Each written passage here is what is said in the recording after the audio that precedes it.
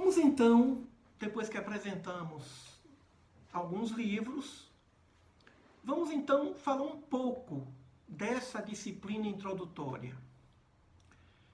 Quando o aluno entra no curso de Direito, ele se pergunta: puxa, será que eu vou me formar e vou sair daqui e vou advogar e vou ter condições de passar em concurso? Meus amigos, o caminho, como eu disse antes, é a leitura. Por mais que um professor tenha conhecimento, a leitura é fundamental para a formação de uma bagagem jurídica.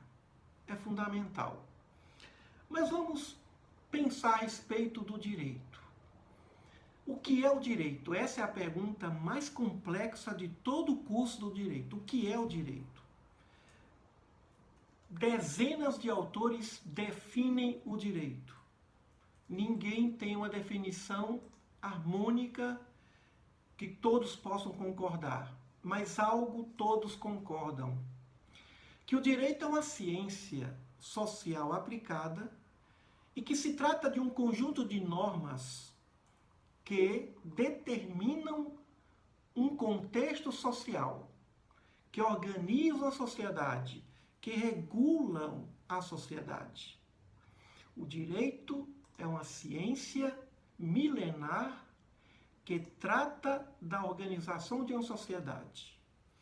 Quando Platão disse que não precisava do direito, porque o homem tinha em sua consciência todos os valores necessários ao respeito ao outro, é evidente que Platão tinha razão. Mas pela filosofia de Platão, o direito nem existiria. Vem então seu discípulo Aristóteles que diz: não, o homem tem uma consciência, mas ele não segue essa consciência e por isso ele necessita de normas, de leis, para que façam valer os ditames dessa consciência. Realmente Aristóteles tem razão, Platão tem razão. O ser humano tem em sua consciência o que ele deve ou não fazer. O princípio da lei natural. A lei natural, as leis morais estão escritas na consciência. Mas o homem nem sempre ouve a voz da consciência. O direito então entra, como já dizia o professor Nelci, onde falha a moral. Quando o homem não respeita os ditames da consciência. O direito vem para suprir essa desobediência e, por meio do direito positivo, que é o direito organizado pelo Estado, fazer cumprir a lei. E todo o princípio do direito é respeito aos direitos naturais de alguém. O fundamento do direito é o respeito. O fundamento de toda filosofia, de toda teologia, é o respeito aos direitos naturais de alguém. Então, o que é o direito? É uma ciência complexa, porque ela é dinâmica, porque ela evolui. E é evidente que, ao evoluir, determina padrões de comportamentos sociais que buscam a evolução do ser humano. O direito ele pode ser positivo e natural. O que é o direito positivo? É o direito organizado pelo homem, formado pelo Estado. É o direito que vem desde o tempo do homem da caverna. Não é o direito científico dos gregos. É um direito que vem pela lei ou do mais forte, ou do mais competente, ou aquele que faz valer a sua vontade. O direito positivo, na atualidade, é o direito organizado pelo Estado. É o direito que dá origem ao Estado através da Constituição Federal. A Constituição é a certidão de nascimento do Estado. E o que é o Estado? É um composto de 3 elementos: população, soberania do seu governo e território. E essa organização ela é feita por intermédio da Constituição Federal, base de todo o direito. E o que é o direito natural? É um conjunto de princípios, de valores naturais, de valores tais como a liberdade, a vida, a integridade física, valores vinculados ao ambiente social, psicológico, familiar. Então, o direito natural é um direito que não é feito pelo homem. Dentro do direito positivo, nós temos o direito público e o direito privado. O que é o direito privado? É o direito que regula as relações entre particulares. A pessoa faz ou deixa de fazer em função de seu interesse ou de sua vontade. No direito classifica como direito privado 2 ramos, o direito civil e o direito comercial ou direito empresarial. O direito público compõe os demais ramos do direito: direito penal, constitucional, direito administrativo, financeiro, tributário, previdenciário, eleitoral, direito internacional público ou privado, direito processual, todos os ramos do direito. O que não for direito civil ou direito empresarial ou comercial constitui ramos do direito público. E o que é o direito público? É o direito que regula as relações entre o ser humano e o Estado. O que ele faz ou deixa de fazer diz respeito ao Estado. Por exemplo, se A compra de B e B perdoa a dívida de A, o Estado não vai se intrometer nisso. Porque é uma relação particular que compõe o direito das obrigações em direito civil. O direito de família, você se casa com quem você quer, mas existem obrigações. Obrigações para com os filhos, para com o cônjuge, para com o pai, a mãe, avô e avó, o idoso. Então, o direito civil, ele regula a vida civil do ser humano. E o direito empresarial vai regular a vida da empresa, tipos de sociedades, o direito falimentar, o que faz com que a empresa seja resultado ou sofrida numa determinação de falência pelo magistrado. Então, nós temos esses 2 ramos, doutrinariamente falando, direito privado e direito público. Como eu já disse, o direito civil, ele envolve todas as nossas vidas. Desde o nascimento, desde a concepção. A teoria concepcionista que diz que o feto, ele tem direitos ali. E tem a teoria natalista que fala que o ser humano só vai ter certos direitos se ele nascer com vida, como é o caso do direito das sucessões. O direito, então, vai cuidar das sucessões, ou seja, quem vai suceder alguém quando alguém falece no que tange ao seu patrimônio, que se chama de autor da herança, ou de cujos. Vai alguém falecer, e quem é que vai tomar a devida posse do bem? Os herdeiros. Herdeiros necessários ou herdeiros legatários. Então, o direito civil, ele organiza. O direito é uma ciência que nos ensina até a ter algumas concepções. Por exemplo, imagine que chega uma filha e fala: pai, eu quero namorar. E diz lá, quer namorar. 15 anos. Não tem em lugar nenhum algo que proíba uma pessoa namorar com 15 anos. Mas o direito civil vem e diz assim, até 16 anos incompleto é absolutamente incapaz. Ou seja, os responsáveis, os pais, vão responder pelas atitudes dos seus tutelados, pelas atitudes dos seus filhos. Então o pai e a mãe vai dizer, olha, eu acho que você deveria esperar uma certa idade.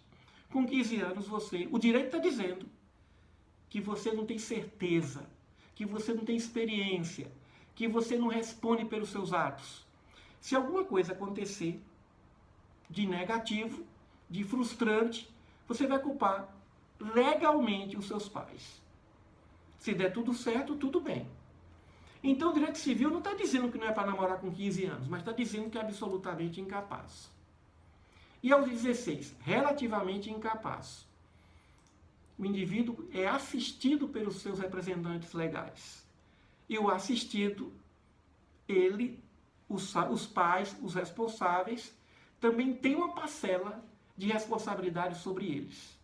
Mas aos 16 ele pode ser emancipado, o direito civil fala sobre isso. ele pode ser emancipado, porque demonstra ao judiciário, demonstra ao juiz as devidas condições de se manter, ou porque ele passou num concurso, ou porque se formou, ou porque se casou. Ou seja, quando se emancipa, o indivíduo ganha uma independência, mas nem o emancipado pode dirigir. Para ele ter sua carteira de habilitação, ele tem que completar os 18 anos, que para o mundo civil, 18 anos atinge a sua capacidade jurídica. E o que é capacidade jurídica?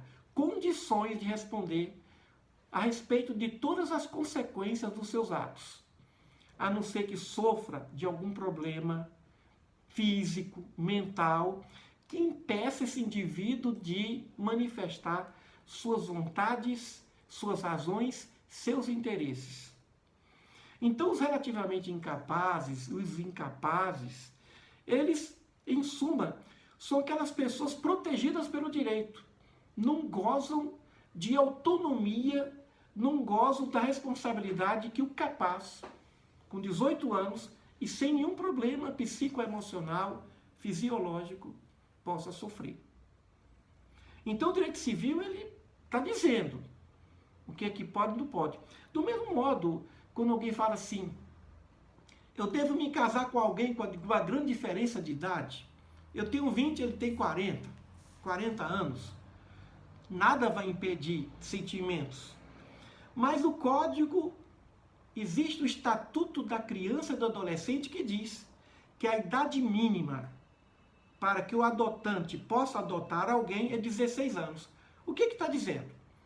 Ou seja, de 16 anos para cima você está se envolvendo com alguém que é de outra geração. E aí tem que ter muita paciência. O mais velho e o mais novo, para poder entender concepções de gerações sociais diferenciadas. Então o direito não vai dizer não se case e não namore, mas ele vai dizer, você está namorando com alguém que poderia ser sua filha adotiva, ou com alguém que poderia ser seu pai ou sua mãe adotiva. Bem, o direito nos ensina a refletir com mensagens subliminares para que nós tomemos as nossas decisões. Decisões sábias, corretas, conscientes. Bom, então nós temos o direito público e o direito privado nessa escala de orientação. E o que é o direito empresarial? Ele é dividido em duas partes, em direito societário e o direito falimentar. O direito societário vai estudar os diversos tipos de sociedades que compõem uma empresa, por exemplo. Sociedade comum, sociedade em comandita simples, sociedade limitada, sociedade anônima aberta mais complexa. Ou seja, essas classificações quanto à natureza social de uma empresa, de uma pessoa jurídica, de uma sociedade, que vai envolver o comprometimento do capital do associado ou do sócio. E o que é o direito falimentar? Uma empresa fica inadimplente diante dos seus fornecedores, diante dos seus credores que pedem a falência. O juiz, então, ele vai determinar ou a falência ou um processo de recuperação judicial, porque esse é o objetivo maior do direito. O direito não tem o objetivo de decretar falência. Primeiro, ele tenta recuperar a empresa, porque ele sabe a respeito dos objetivos sociais de uma sociedade, de uma prestadora de serviços, de uma produtora de bens. Às vezes existem lugares que somente aquela empresa é a única fonte de economia, de renda daquele povo, daquela cidade. Então o direito não tem interesse, o Estado não tem interesse de decretar falência de uma empresa. Então, o juiz vai determinar o administrador, vai designar, nomear um administrador judicial e ele vai comandar o processo de negociação. Redução de juros, dilatação de prazos. Ou seja, a Lei 11.101, ela trata desse assunto com muita propriedade. Por isso, quando nós estudarmos o direito empresarial ou direito comercial, nós vamos falar de títulos de crédito, vamos falar de sociedades, tipos de sociedades, vamos falar também a respeito de falência, recuperação judicial. Bem, agora vamos para o direito público. Antes de irmos ao direito público, vamos voltar ao direito natural. Vamos fazer uma pausa, um parêntese. Eu disse que o direito natural é um conjunto de princípios que regulam o comportamento humano em sua consciência. É o direito da moral, é o direito da moralidade. E quando nós estudamos o direito natural, nós estudamos também a lei natural, que é composta de diversos tipos de leis morais. Lei do trabalho, lei de sociedade, lei de igualdade, lei de justiça, lei de amor, lei de conservação, lei de destruição. Ou seja, existem várias leis morais que compõem a lei natural. Essa lei natural não é uma lei estática, não é uma lei planetária, é uma lei universal. É uma lei que se fundamenta no respeito. É uma lei que fez com que Albert Einstein dissesse: a vida é aquilo que você joga para ela. Se você joga bola vermelha numa parede, vai voltar bola vermelha, não vai voltar bola amarela nem verde. Tudo que vai é o que volta. É o princípio da ação e reação, que envolve a física, envolve a química. E esse princípio de ação e reação envolve todas as ciências da área dos direitos, do direito, da área da ciência social, ciência humana, ciência exata, ciências da saúde. Todas as ciências são organizadas por esse sistema de ação e reação que inicialmente foi estudado por Isaac Newton, quando estudava física mecânica. Então, através de Newton, nós entendemos que existem outros mecanismos de ação e de reação. Então, nós temos que tomar muito cuidado com o que nós pensamos, com as nossas vontades, com as nossas ações, com os nossos hábitos, porque são os hábitos que formam as nossas personalidades. A personalidade é o resultado de bons e de maus hábitos.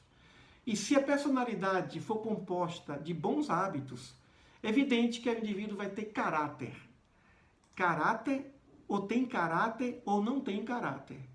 Caráter significa tem bom comportamento, tem bons hábitos. E quando falamos em bons hábitos, quando falamos em bons comportamentos, estamos falando em respeito aos direitos do outro. Quando falamos em pecado, quando falamos em crime, atos ilícitos, estamos falando em desrespeito aos direitos naturais de outrem. Então, a lei natural, ela funciona, ela age a cada momento. Não há nada que aconteça na vida material e na vida moral que não tenha por detrás essa lei natural. Ela é uma lei inteligente, ela é uma lei que sabe esperar, é uma lei sábia, que para os religiosos simbolizaria ou representaria a lei divina. Para outros, a lei biológica. Para outros, apenas leis morais ou lei natural. Vamos voltar agora ao direito público. Bem, o principal ramo do direito público é o direito constitucional. É o direito que vai estudar a Constituição Federal, que é a lei maior, a Carta Magna, a lei que vai determinar como vai ser o Estado. É a lei que vai falar dos valores, da estrutura desse Estado. Vai dizer como é que vai funcionar o poder executivo, o poder legislativo, o poder judiciário.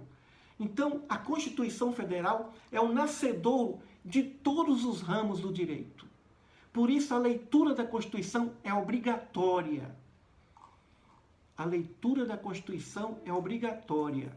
E em seu artigo 5º, que ali fala dos direitos fundamentais, absolutamente ou relativamente inalienáveis, é de fundamental importância ler a Constituição. Isso independe de que momento você se envolve com o direito.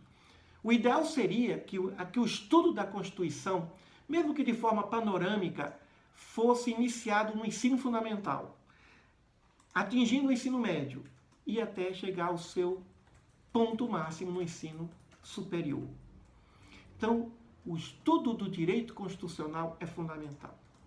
Existem autores que tratam do estudo, que estudam as leis, que estudam os códigos, mas sempre inserindo algum dispositivo constitucional.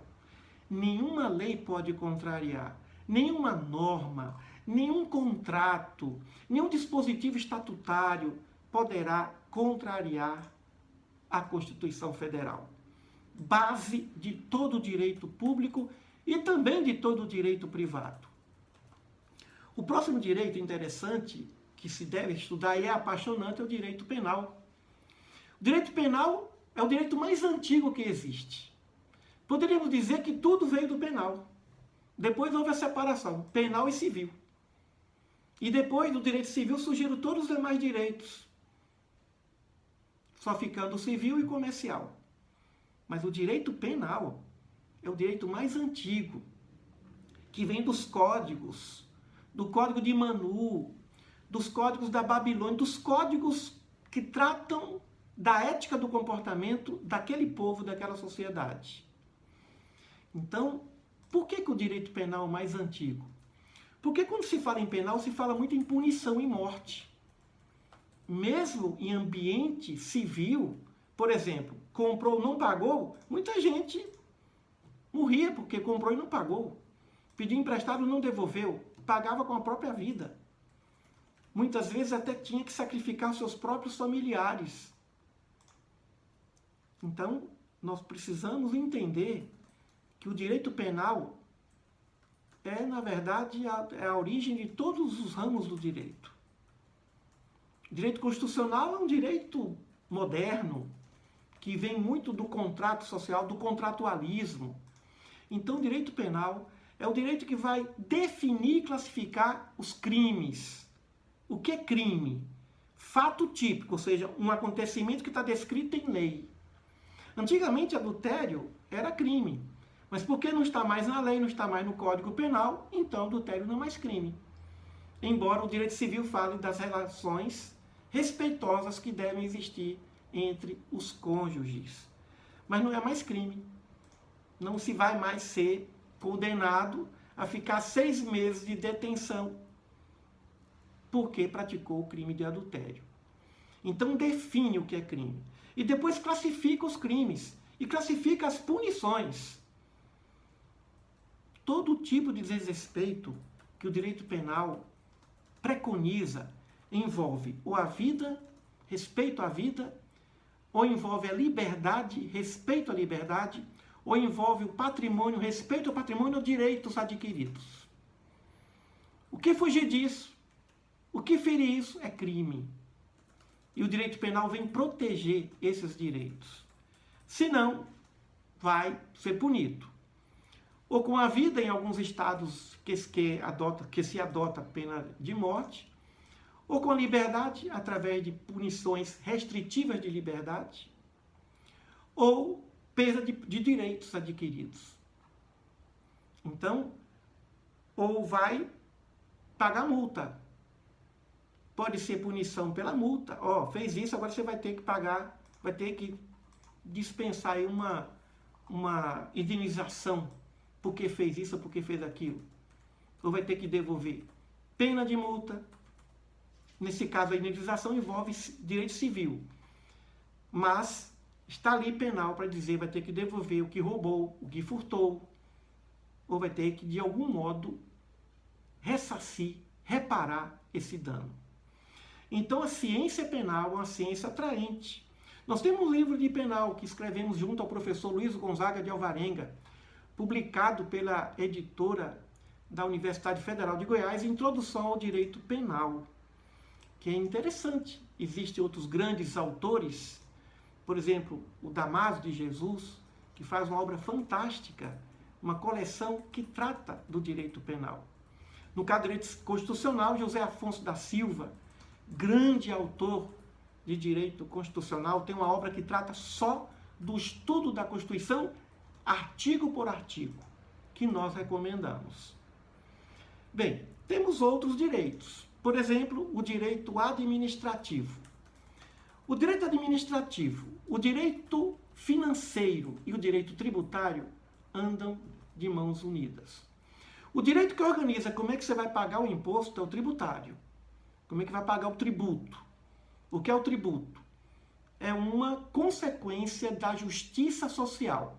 O indivíduo deve à sociedade, ele tem que pagar à sociedade. E isso vem do contratualismo, é um acerto social que tem que se respeitar. Então, o direito tributário é um ramo do direito público que vai organizar, por exemplo, como é que você vai pagar o tributo, o fato gerador daquele tributo, daquele imposto, daquela taxa. Então, o Estado arrecada. E lá temos o direito financeiro que vai organizar o dinheiro, que vai organizar o tributo que foi arrecadado. O direito financeiro é o direito que vai cuidar, normatizar como é que vai se distribuir esse dinheiro arrecadado. E agora vem o direito administrativo, que vai organizar o Estado. E que vai dizer como é que se vai gastar esse dinheiro. Como é que se vai reconduzir esses valores para a sociedade. Construções de escolas, de estradas, de hospitais, infraestrutura em todos os detalhes, ou seja, o bem comum. Se paga imposto para ter o retorno. E o retorno para as cidades, para as localidades mais carentes, especialmente falando. Então, o direito tributário, financeiro e administrativo caminham de mãos dadas, de mãos unidas. Bem, vamos então ver um outro tipo de direito, que é o direito eleitoral. O direito que regula as relações entre o indivíduo e como ele vai votar. Direito do eleitor, dever do eleitor, direito do candidato, dever do candidato. Existe até uma justiça própria para isso, que é o direito eleitoral, que é a justiça eleitoral. Vejam só, o que é que o Estado fez? Temos a justiça eleitoral, a justiça do trabalho, a justiça comum, a justiça federal e a justiça militar, que compõem necessidades básicas. Ou seja, temos uma justiça eleitoral para cuidar disso, do administrador público, da sua responsabilidade. E por isso, nós precisamos estudar o direito eleitoral. Até para nós descobrirmos se não é esse o nosso ramo.